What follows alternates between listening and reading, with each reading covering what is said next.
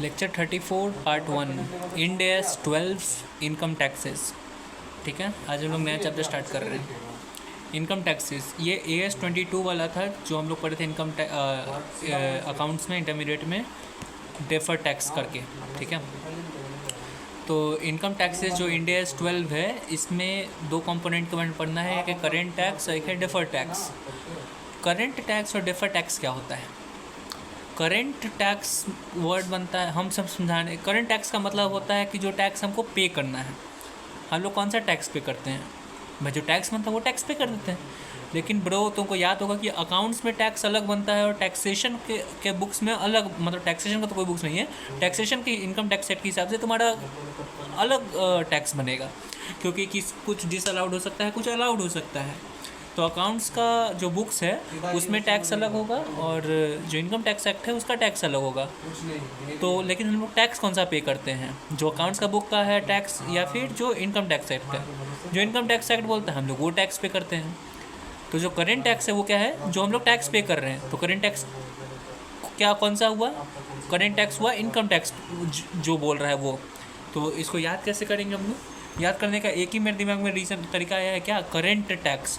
Current में जो last का लेटर है टी, वो है बड़ा, उसको याद कर लो कि करेंट है। तो टी जो लास्ट में है, टी से समझ लेना कि इनकम टैक्स एक्ट, टैक्स, तो वैसे हो जाएगा। तो करेंट टैक्स का मतलब जो इनकम टैक्स एक्ट बोल रहा है, और जो इनकम टैक्स एक्ट बोल रहा है वही पेमेंट करना होता है, बात खत्म। ये पहला component. What is deferred tax? Deferred का मतलब तुमको पता होगा कि डिफरेंस है। डेफर्ड मतलब डिफरेंस नहीं, जो बाद डेफर कर दिया गया है, बाद का बात है। तो डेफर टैक्स क्या होता है? Defer tax is the difference between current tax and accounting tax. मतलब जो टैक्स हम लोग पे करने वाले हैं, जो इनकम टैक्स एक्ट बोलता है, जो इनकम टैक्स एक्ट का जो टैक्स है और जो अकाउंटिंग का टैक्स है, दोनों के बीच का जो डिफरेंस है उसको हम लोग कहते हैं डेफर टैक्स। ठीक है, दो कंपोनेंट, करेंट टैक्स और डेफर टैक्स। करेंट टैक्स का मतलब होता है जो टैक्स हम लोग पे करने वाले हैं, जो इनकम टैक्स एक्ट बोल रहा है। और डेफर टैक्स का मतलब होता है जो टैक्स हम जो डेफर कर दिए हैं, जो अकाउंटिंग टैक्स और टैक्स इनकम टैक्स के बीच का जो डिफरेंस है, मतलब एक जो टैक्स पे कर रहे हैं और जो अकाउंट्स बोल रहा है, दोनों के बीच का जो डिफरेंस है उसको कहते हैं हम लोग डेफर टैक्स। ओके, समझ गए? एक और बात याद करने के लिए तरीका से समझ लो, जो बुक में भी दिया हुआ सर दिए हैं कि current tax plus defer tax is equal to income tax. मतलब ये कि एक सेकेंड, मतलब गलत दिया हुआ है current tax plus defer tax equal to income tax. तुमको अभी कंफ्यूजिंग लगेगा, हमको भी लग रहा है, लेकिन इसका मतलब ये हो सकता है कि करेंट टैक्स वो होता है कि जो टैक्स हम लोग पे कर रहे हैं। अभी छोड़ो, ये मत समझो, बाद में समझेंगे। ठीक, अब हम लोग एग्जांपल देखते हैं। हम अब बुक कॉपी में वही एग्जांपल है, हम जो बोलने वाले वो भी है वही एग्जांपल, बस वैल्यू को थोड़ा सा डिफरेंस है, कॉन्सेप्ट सेम है। एग्जांपल ये है कि 2015 में, ये जो हम रफ कॉपी में बनाने से पहले, वीडियो बनाने से पहले उसमें लिखे हुए हैं, तो उसको देखते चलना कि 2015 में अकाउंट का टैक्स बोलता है 100 रुपया और हमारा करंट टैक्स है 130 रुपया। करंट टैक्स क्या होता है? जो इनकम टैक्स एक्ट बोल रहा है, तो वो है 130 रुपया। तो हम लोग टैक्स कौन सा पे करेंगे? हम लोग 130 रुपये वाला पे करेंगे, क्योंकि इनकम टैक्स बोल रहा है। तो जर्नल एंट्री जब बनेगा इनकम टैक्स पे करने का, तो टू कैश में क्या, कौन सा जाएगा? जो करेंट टैक्स है, तो 130, टू कैश 130। लेकिन हम लोग तो जर्नल एंट्री अकाउंट्स बुक में होगा, और अकाउंट्स बुक में टैक्स तो 100 रुपया बन रहा है, तो टैक्स अकाउंट डेबिट 100 रुपया, टू कैश 130। 30 का तो अभी भी डिफरेंस आ गया। तो जो 30 का डिफरेंस होगा वो तो प्री पे हम लोग कर रहे हैं, भले ही वो हमारा पेमेंट हमको नहीं करना था, वो उसको हम लोग मान के चलेंगे कि हम लोग प्रीपेड कर दिए, भले ही अगला साल का था हम लोग अभी पेमेंट कर रहे हैं, तो हमारा एसेट है। तो prepaid account debit, tax account debit, tax expense account debit, to cash 130। Okay, और ये जो प्रीपेड होता है वो क्या होता है? प्रीपेड हमारा एसेट होता है, तुमको पता है, तो बैलेंस शीट में वो एसेट दिखेगा। अगला साल 2016 में क्या हुआ कि हमारा अकाउंट की वजह, अकाउंट्स बुक है, उसमें जो बुक्स है, बुक्स ऑफ अकाउंट्स है, उसका टैक्स बोलता है कि 100 रुपया है। लेकिन करेंट टैक्स जो इनकम टैक्स एक्ट बोल रहा है वो है 70 रुपया, 70 रुपीज़ है। ठीक है, तो हम लोग पे क्या करते हैं? जो इनकम टैक्स एक्ट बोलता है। तो टू कैश गया, जर्नल एंट्री जब बनाएंगे अकाउंट्स बुक में, तो टू कैश जाएगा 70 रुपया। लेकिन टैक्स एक्सपेंस जो हमारा अकाउंट्स बोल रहा है वो तो 100 रुपया है, तो tax expense account debit 100, to cash 70, लेकिन यहाँ पे तो ऊपर 100 है नीचे 70 है, तो डिफरेंस नीचे आएगा। तो टू में क्रेडिट में 30 रुपये कुछ जाएगा, क्रेडिट में क्या जाएगा, जो पहले तुम प्रीपेड बनाए थे 2015 में उसको अब रिवर्स कर दो, तो 2 प्रीपेड गया 30 हो गया।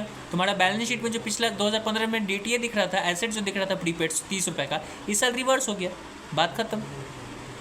ओके, ये तो तुमको हम कॉन्सेप्ट समझा दी। जो इसका बुक्स में कैसे दिखेगा, बुक्स में पहला एक्सपेंस जो 2015 का जो जर्नल एंट्री होगा वो क्या होगा, टैक्स एक्सपेंस अकाउंट जो प्रॉपर, ये तो तुमको समझाने के लिए समझा दी कि प्रीपेड ये वो तुमको समझा दिए, लेकिन जो प्रॉपर जर्नल एंट्री होता है वो क्या होता है वो बोल रहे हैं।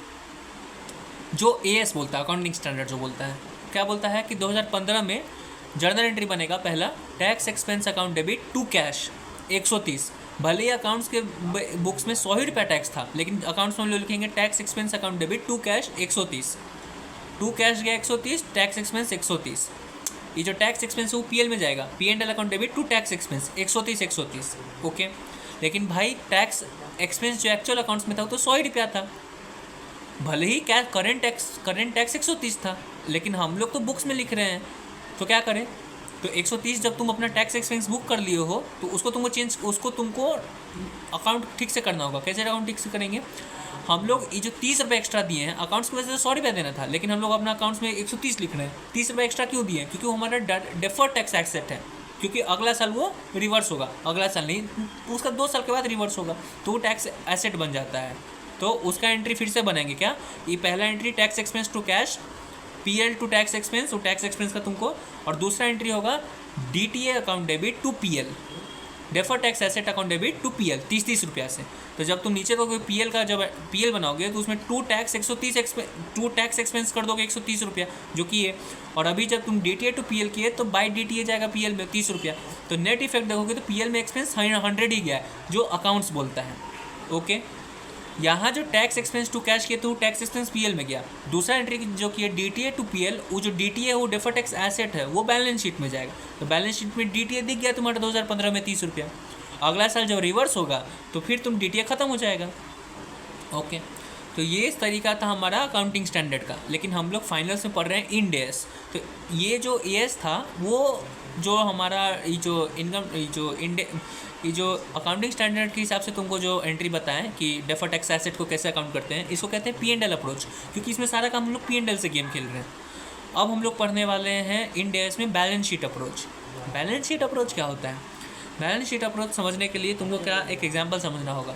एग्जाम्पल क्या, ले लो कि एक PPE हम लोग खरीदते 10 लाख रुपया का, अकाउंट्स बोल रहा है कि उसका लाइफ 4 साल है, लेकिन इनकम टैक्स एक्ट बोलता है कि नहीं उसका लाइफ 5 साल है। तो अकाउंट्स के हिसाब से उसका डेप्रिसिएशन होगा 2.5 लाख पर एनम, लेकिन टैक्स के हिसाब से 2 लाख पर एनम होगा। तो जो लाइफ अगर चेंज हो रहा है, एक में है 4 साल, एक में है 5 साल, तो डेप्रिसिएशन दोनों में चेंज हो रहा है, डेप्रिसिएशन दोनों में चेंज होगा तो प्रॉफिट दोनों में चेंज होगा, प्रॉफिट दोनों में चेंज होगा तो टैक्स दोनों में चेंज होगा। तो अगर हम लोग P&L के हिसाब से बात करते हैं तो उसको AS के हिसाब से करना होता है, मतलब अगर AS चला रहे होते तो P&L के हिसाब से हम लोग अप्रोच कर लेते कि डेप्रिसिएशन कैसे, तो डेप्रिसिएशन P&L में जाता है, तो डेप्रिसिएशन वजह से जो टैक्स चेंज होता है तो वो हम लोग AS के हिसाब से करते हैं। लेकिन इंड AS में हम लोग बैलेंस शीट अप्रोच चलेंगे। बैलेंस शीट में क्या जाता है, वो जाता है एंड वैल्यू, जो कैरिंग वैल्यू है, भले ही PPE में 2 लाख का डेप्रिसिएशन लगा तो वो P&L में गेम खेलेंगे, लेकिन हम लोग बैलेंस शीट में क्या दिखाएंगे, 10 लाख माइनस 2 लाख 8 लाख, राइट।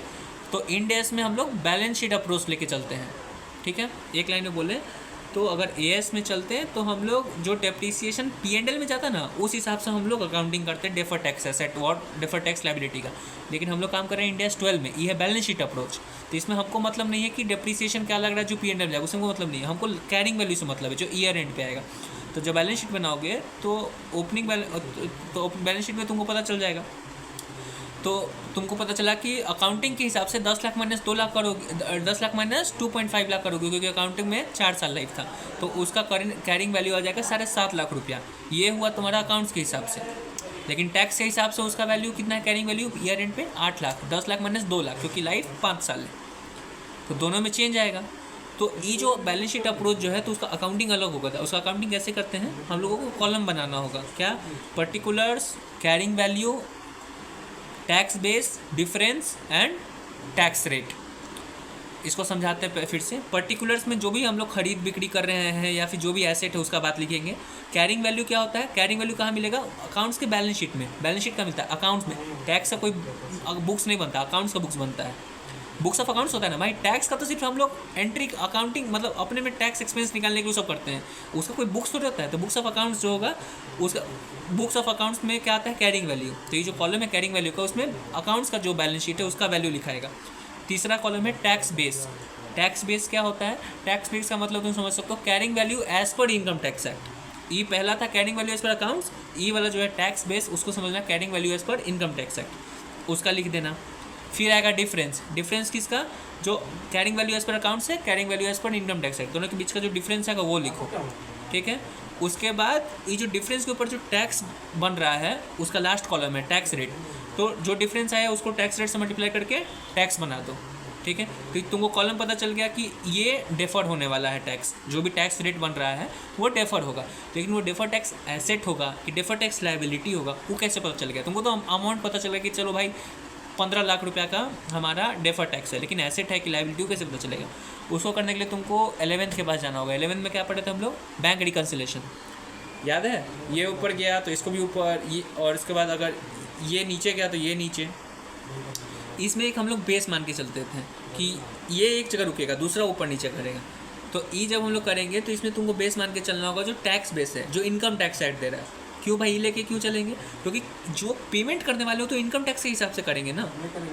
ऊपर नीचे जो होगा वो अकाउंट्स का होगा। क्यों? क्योंकि इससे हमको मतलब नहीं है, मतलब है कैश से जो पेमेंट करने वाले वो ये। डेफर टैक्स तो अकाउंट्स के बुक्स में चला जाएगा तो हम लोग मैनेज कर लेंगे। तुमको तो दिए थे पहला जब बना था 130 माइनस 30 किए थे तो 100 आ गया था, एग्जैक्ट फिट बैठ गया था, राइट।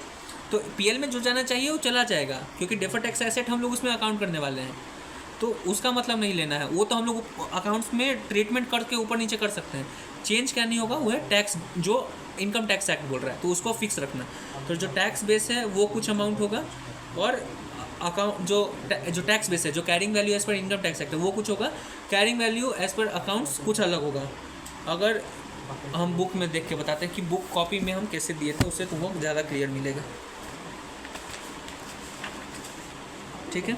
इसमें बोल रहा है कि टीपी का वैल्यू 10 करोड़ था डे 1, पेज नंबर 304 पे देखना। कैरिंग अमाउंट 10 करोड़ है, अकाउंटिंग वैल्यू।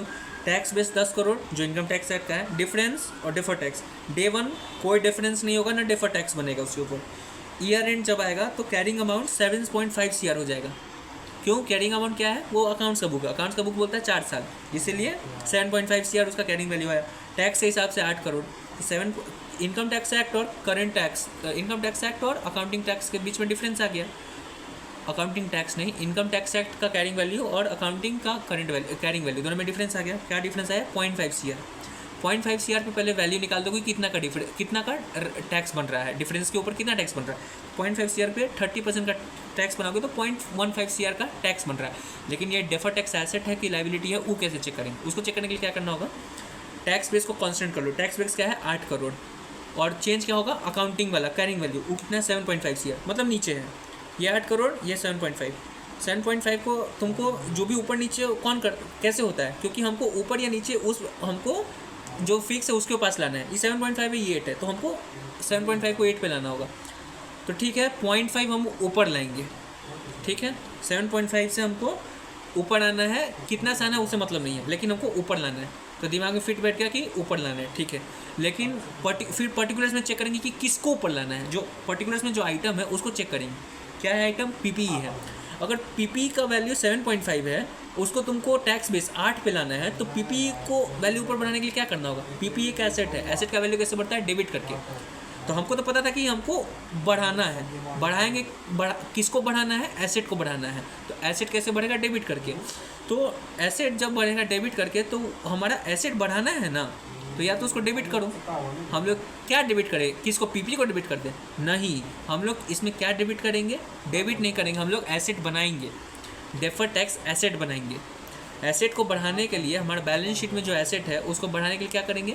हम लोग नया एसेट लाएंगे या एसेट का वैल्यू बढ़ाएंगे। तो नया एसेट हम लोग वैल्यू बनाएंगे तो डेफर टैक्स एसेट बन जाएगा। इससे पता चलेगा कि जो 0.15 CR है, जो डिफरेंस है, जो टैक्स बन रहा है हमारा, डिफरेंस के ऊपर जो टैक्स बन रहा है वो हमारा डेफर टैक्स एसेट है, डेफर टैक्स लायबिलिटी नहीं है।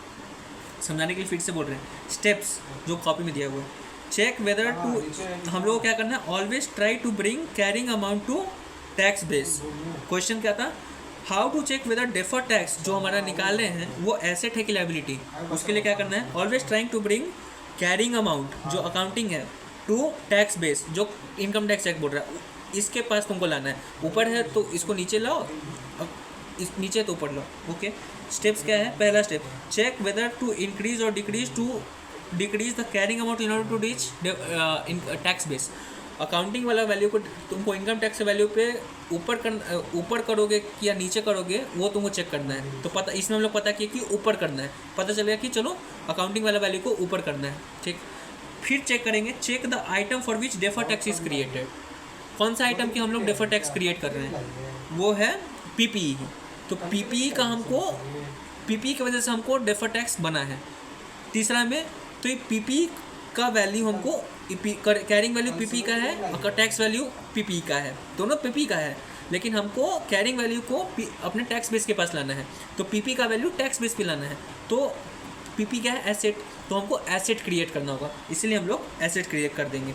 अगर यहाँ पे कोई लायबिलिटी होता है तो लायबिलिटी अगर बढ़ रहा होता हम लोगों को, और जैसे कि कोई लायबिलिटी होता, चेक करते, पहले चेक करते कि चलो बढ़ाना है, फिर आइटम चेक किए, क्या पहला चेक करना था कि ऊपर जाना है कि नीचे जाना है। तो यहाँ पता चला कि हमको ऊपर जाना है, तब हम पहुँचेंगे टैक्स बेस के पास।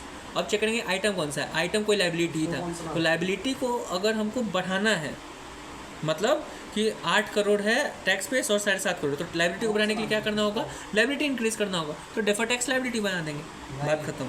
वो मेरी साली है। ओके, समझ गए। अब आगे एक और एग्जाम्पल 2 है पेज 305 पे, उसको समझाने के लिए तुमको एक चीज़ समझाना होगा। क्या, हम लोगों को समझना होगा कि करंट टैक्स क्या होता है। हम लोग अभी तक डेफर टैक्स का बात की, करंट टैक्स स्टार्टिंग में बात किए थे। करंट टैक्स का मतलब क्या, current T income tax act जो पेमेंट करना है उसके बारे में। पहला, रिकॉग्नाइज कब करते हैं हम लोग, उसको रिकॉग्नाइज कैसे करते हैं। देखो भाई, अपने बुक्स में तब रिकॉग्नाइज करेंगे जब, लाइक फॉर एग्जांपल, हमारा अकाउंटिंग टैक्स कुछ बोल रहा है, इनकम टैक्स एक्ट कुछ बोल रहा है, तो क्या करना होगा कि अगर हम लोग पैसा कम दे रहे हैं, मतलब इनकम टैक्स एक्ट बोल रहा है 100 रुपया, अकाउंट्स बोल रहा है 130, लेकिन पैसा हम लोग इनकम टैक्स के हिसाब से देंगे तो 100 रुपया, तो हम लोग पैसा कम दिए, तो पैसा कम दिए तो हमारा हो गया आउटस्टैंडिंग क्या है, लायबिलिटी, तो लायबिलिटी में दिखेगा। अगर इनकम टैक्स एक्ट बोल रहा है 130, अकाउंट्स बोल रहा है 100 रुपया, हम लोग ज़्यादा पैसा दिए तो प्रीपेड है, तो प्रीपेड क्या है, हमारा एसेट है, तो एसेट में जाएगा। ठीक है, चलो पता चला कि एसेट जाएगा लायबिलिटी, लेकिन अगर हम लोग कितना अमाउंट एसेट जाएगा लायबिलिटी कैसे पता करेंगे, वो पता करने के लिए हम लोग चेक करना होगा कि टैक्स रेट क्या है। टैक्स रेट कब का चेक करेंगे, प्रीवियस ईयर, असेसमेंट ईयर कब का, इतना दिमाग मत लगाओ। जो भी रिपोर्टिंग पीरियड है, जिस साल का काम कर रहे हो, उस रिपोर्टिंग पीरियड का जो ईयर एंड है उसके ऊपर उतना पे बना दो अमाउंट। ट्रीटमेंट क्या होगा, ये जो डेफर टैक्स एसेट या लायबिलिटी बनेगा उसका क्या, उसका बहुत सारा बात है। अभी क्या बात है कि अगर जो हमारा टैक्स बन रहा है, जो डेफर टैक्स हो रहा है, वो कौन से आइटम की वजह से हो रहा है। अगर पीएल के आइटम की वजह से अगर डेफर टैक्स हो रहा है तो पीएल में लिखाएगा डेफर टैक्स एसेट के बारे में या लायबिलिटी के बारे में। अगर वो डेफर टैक्स बन रहा है तुम्हारा ओसीआई के आइटम की वजह से, तो ओसीआई में जाएगा। तुमको याद है पीएल में वो चीज़ जाता है जो हमारा रियलाइजेबल प्रॉफिट होता है, और ओसीआई में क्या जाता है, जो अनरियलाइजेबल प्रॉफिट है, लाइक रिवैल्यूएशन गेन या रिवैल्यूएशन लॉस ओसीआई में जाएगा, और जो गेन हुआ है, प्रॉफिट हुआ है, वो पीएल में जाएगा। ठीक है, तो जो जैसे कि कोई सामान ऐसे अपना इन्वेंट्री बेचे, इन्वेंट्री के ऊपर जो प्रॉफिट हुआ उसके ऊपर जो टैक्स मिलेगा वो पीएल में जाएगा। लेकिन अगर ज़मीन बेचने के ऊपर कुछ प्रॉफिट हो रहा है तो अनरियलाइज्ड गेन है, उस अनरियलाइज्ड गेन नहीं, ज़मीन बेचना नहीं, ज़मीन का वैल्यू बढ़ा हुआ है, रिवैल्यूएशन हुआ है, तो वो अनरियलाइज्ड गेन है, तो उसके ऊपर जो टैक्स बन रहा है वो ओसीआई में जाएगा, वो पीएल में जाएगा। ठीक है, लास्ट बात, ऑफसेट। हम लोग जो भी टैक्स बन रहा है हमारा, उसको हम लोग ऑफसेट कर सकते हैं, लेकिन ये नहीं कि अलग अलग टैक्स को ऑफसेट कर लेंगे। इनकम टैक्स का इनकम टैक्स से ऑफसेट होगा, जीएसटी का जीएसटी से होगा, इनकम टैक्स का जीएसटी से नहीं कर सकते। ठीक है, ये समझा दिए। और पेज 305 पे आ जाओ, एग्जाम्पल 2, उसी में यही चीज़ दिया हुआ है। जब 3rd नंबर देखोगे उसमें लैंड के ईयर एंड पे देखोगे तो अकाउंट्स रिवैल्यूएशन मॉडल पे चलता है, 150 करोड़ पे दिखा रहा है लैंड को, लेकिन इनकम टैक्स एक्ट में कभी रिवैल्यूएशन नहीं होता है, कभी नहीं होता, एकदम फिट रखना, इनकम टैक्स में कभी रिवैल्यूएशन नहीं होगा। तो लैंड का वैल्यू 100 करोड़ है इनकम टैक्स में, और अकाउंट्स में क्या बोल रहा है, 150 करोड़ है। तो हमारा यहाँ पे बनता है क्या, हमारा इसमें बन रहा है DTL। तो डिटेल तो बन रहा है, लेकिन इसको हम लोग दिखाएंगे कहाँ मेरे भाई? यहाँ पे रीवैल्यूएशन हुआ है तो रीवैल्यूएशन OCI में जाएगा, तो जो डिटेल होगा वो OCI में जाएगा, वो PL में नहीं जाएगा। इसलिए देखो जब हम जर्नल एंट्री बनाए क्या बनाए हैं, defer tax expense to DTL, और डेफर टैक्स एक्सपेंस है, एक्सपेंस PL में जाएगा, अभी जो पहले हम एंट्री बताए थे। लेकिन यहाँ पे PL में नहीं जाके OCI में जाएगा, क्यों? क्योंकि ये अनरियलाइजेबल प्रॉफिट के ऊपर टैक्स बना है। बाय।